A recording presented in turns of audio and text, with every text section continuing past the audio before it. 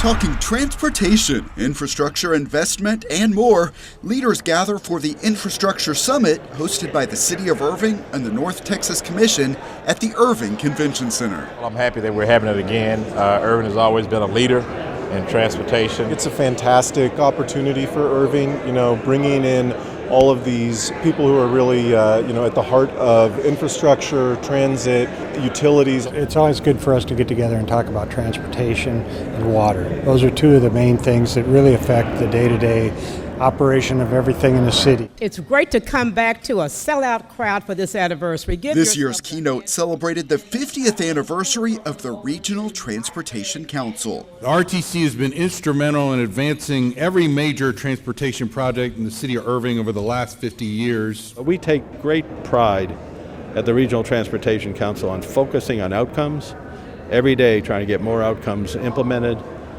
For now, the 8 million, when I started, 2 million people in the region, soon to be 12 million people in the region. Other major topics in focus during the two-day summit include the water supply. The quality of water and the conservation of water is very important. Also, the connections between infrastructure and economic development. Transportation and infrastructure and economic development go hand in hand. We know the corporations, when they're looking to come to North Texas, and there's a lot of them, they want to make sure that we have the infrastructure in place to handle the traffic, to handle the light rail, the mass transit, that their workers and the citizens demand from their employers. We're the center of where all the employment is. We're the center where all the jobs are.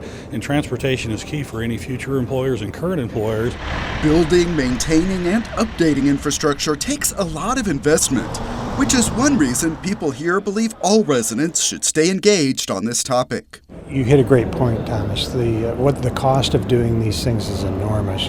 And unfortunately, the way that they can start and be finished is today for the future, which means you and I pay a little more dollars because that's what it's going to cost and what it's going to take to build the infrastructure for the future. Here at the Infrastructure Summit, leaders network and learn the latest.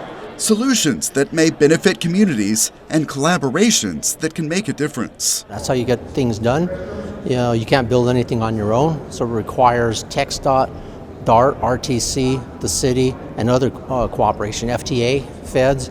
TxDOT just requires a whole realm of people to get a project completed. They are planning for the future and talking a lot about Irving at the annual Infrastructure Summit. It's a wonderful event, and it allows us, the city of Irving, to showcase the successes that we've had with economic development and transportation, and just gives us a chance to showcase our community. Thomas Gandy for CitySource.